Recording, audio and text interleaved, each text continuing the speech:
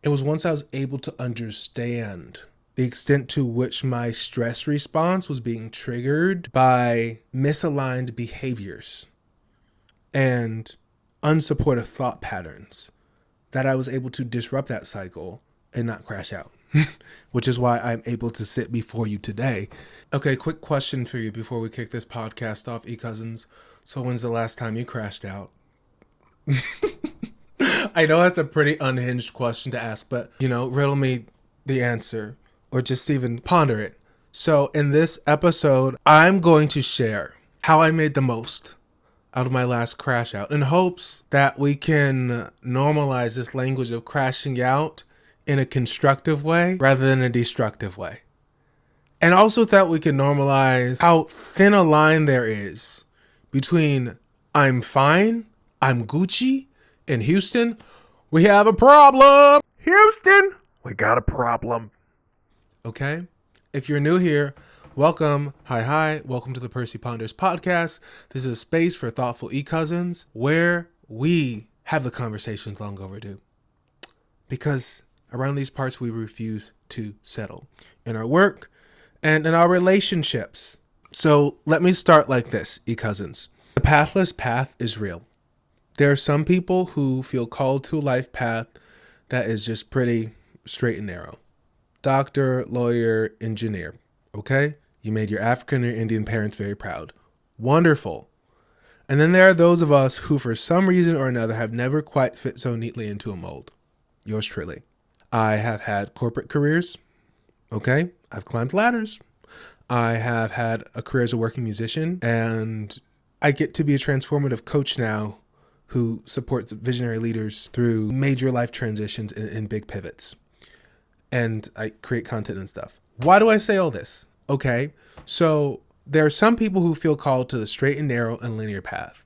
And then some of us who are zany and bold enough to feel called to what we call the pathless path. And let me tell you, there are days on the pathless path that feel like you are sailing off into the sunset on a cloud of cotton candy, and fried dough. And then there are other days on the pathless path where you feel like you are chewing the sharpest shards of glass and staring out into a dark, ominous abyss. These are both symptoms of being on the pathless path. Not to say people on the straight and narrow path don't have their hard too, because that is hard. Doctor, lawyer, engineer, that's hard too. But when you're on a pathless path called creative professional, entrepreneur, something that doesn't have a 1, 2, 3 formulaic playbook to win, oh my gosh, what? That's hard. It's really hard. And there are days on this path when, again, we're riding off into the sunset on the cotton candy and fried dough. And then there are days such as what felt like my last crash out, where it's like, whoa, Houston, we have a problem. And I say crash out kind of tongue in cheek because I present as quite high functioning to the world. And many people who are high functioning, perhaps you're high functioning, you might present as quite put together to the world, even when you are having a hard time. I've heard therapists talk about how a symptom even of high functioning depression is that you can present to be quite high functioning even though you're actually having a hard time. Why do I say all this? Well, it's not lost on me that a lot of us have not been given the tools. A lot of us have not learned how to give ourselves permission to feel all of our feelings and first acknowledge and then feel and process the range of emotions connected to our human experience. As we've mentioned earlier, there's such a fine line between I'm good, I'm Gucci, and Houston, we have a problem. And what happens is that in this hustle, go, don't let them see you sweat culture, we can trick ourselves into thinking we're fine when we're not fine. And we can trick ourselves into thinking that the cure to progress and all the things we want is to push our feelings under the rug and get back to it. And the way our nervous systems work, neuroscience and psychology talk about this. I learned this through studying neurosomatic coaching, that when you suppress and repress all those feelings, they don't go away. They manifest in all sorts of zany ways. the number of people who are on substances of the coke variety, of the crack variety, of the alcoholic variety, because they have not dealt with their feelings. The number of people who are on pills and potion. The number of people, you know, with the headaches and stuff. The number of people who end up addicted to all sorts of stuff to numb the pain and escape their feelings. That's a lot of people. Sugar booger, is real popular in New York City, where I've had the privilege of living. Okay, anyway, so what happens is either you deal with your feelings or your feelings deal with you later. And you cope through substances. You can only run away from the things for so long. Or you are mean to people. Or your body does this thing called somaticizing. What is somaticizing? You express the unwellness as a symptom, headache, autoimmune issues, all sorts of stuff. So again, I say crash out kind of tongue in cheek because I presented pretty high functioning to the world, even when I felt like, oh my God, I'm crashing out. And it was more of just wow, I have so many big feelings. And what's interesting about big feelings is that they aren't always bad. What's interesting about big feelings, such as disappointment, such as dread, such as, I don't have words for it, is that these are all connected to the human experience. And the more you progress on your healing journey, one marker of healing is that you increase your palette of emotional expression. You just have more language for what you feel. You feel more. All of a sudden, you go from just happy, mad, sad to elated and perturbed and melancholy. All right? So why do I say all this?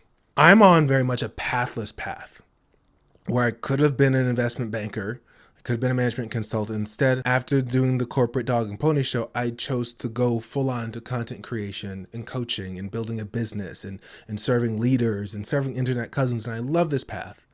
But I'd be lying if I didn't admit there are those weeks where I'm like, holy cookie cow. I could have been working in tech sales and just been so comfortable. But I knew that if I'd only chosen that comfortable route, I would be not only living beneath my potential, I would not be well. I would not be well. And you know what happens when you know that you're called to express more and you don't honor that calling? You don't honor the call to make art. You don't honor the call to be an entrepreneur, or you don't honor the call to forge a path that feels true to you. Stephen Pressfield, in his book, The War of Art, correct me if I'm wrong about the title of that book, he talks about how when you repress your desire to create, it manifests in addiction, in resentment, right? You're just resenting other people who had the courage to go for it. And you often end up picking what's called a shadow career. So you'll find a lot of people who end up settling to be a lawyer when really they wanted to be a writer or a content creator, or find some way to parlay their knack for communication into corporate law, not being a professional manipulator. I'm sorry, but like the corporate law guys, I love certain lawyers, I do, but oh my gosh. Have you seen what certain corporate lawyers do? It's kind of manipulative, right? If you have a dispute with your employer and it's you versus that corporation, that corporate lawyer is going to gaslight the mess out of you. Ask me how I know. I can't talk about certain things, okay? Why do we say all this? We say all this to say the pathless path is challenging. And what brought me to feeling like, oh my God, I'm crashing out. Well, again, I was presenting pretty high functioning to the world. It was just more of an internal. So I've talked about this in other videos. I'll link them down below. But as human beings, we have a few stress responses. There's fight, flight, freeze, fawn. Those are the primary ones. So in the face of feeling that our capacity to deal with life is less than the obstacle we're against or the present challenge, stress comes up. That's what stress is. Stress is what's expected of me is greater than what I have to give. That's stress. And so we cope with that in all sorts of different ways. And Fight, pretty self-explanatory. We're going to square up. We're going to cuss people out. Flight is I'm going to get away from this as swift and as fast as possible. Flight stress people tend to be the overworkers. They tend to be chronically busy. Freeze looks like I'm going to do absolutely nothing. I'm paralyzed in terror and shock, and my brain is exhausted. My body's exhausted, right? I've been there too. I love a good freeze response. And then there's also fawn, which can look like someone making themselves small in the face of a bully.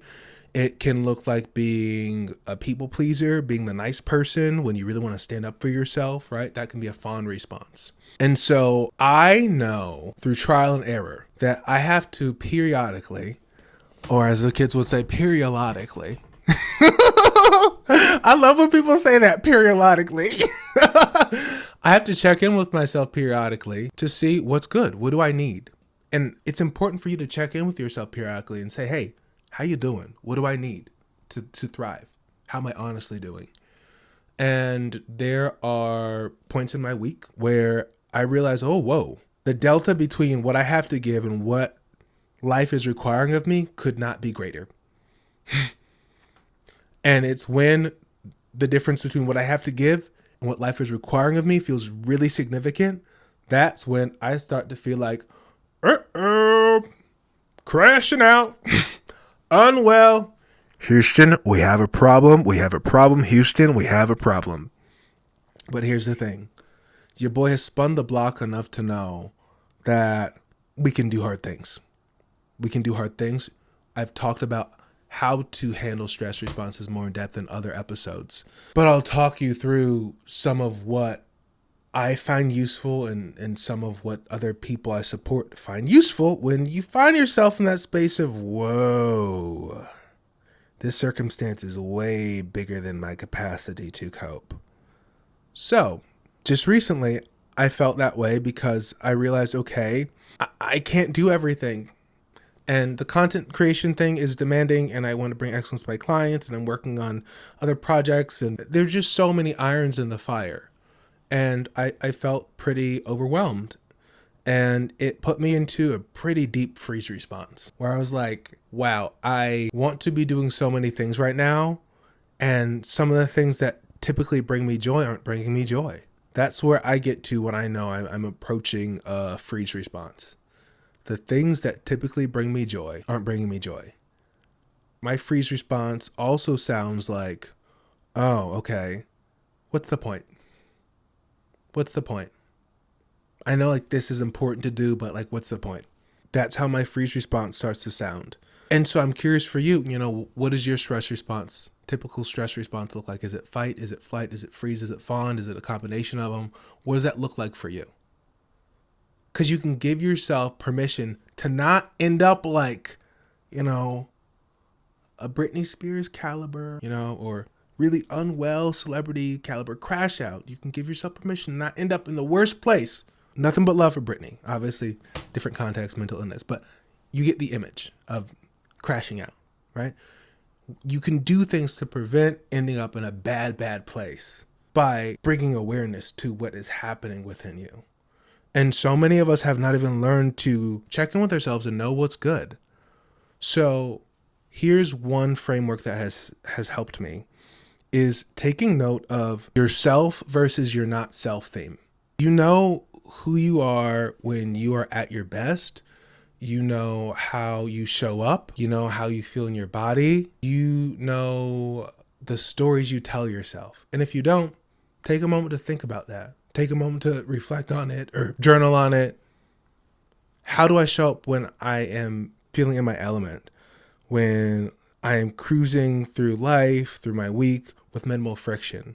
What are the stories I'm telling myself? And if you can't remember any time in recent past where you felt that, go back to childhood. Before all the cultural programming and the traumas happened, who were you at your core, at your essence? Right? So that's your self theme. And there's the not self theme. What happens often when we start to feel like, oh my gosh, I'm crashing out. Oh my gosh, Houston, we have a problem. I'm very unwell. Is we've been doing certain things that push us into our not self territory. So certain things that lead me into not self territory are trying to play by other people's blueprint rather than taking the time to carve out my own. There are certain people who can work nonstop, and I guess they're just a machine. They probably need to take a break, but I need breaks.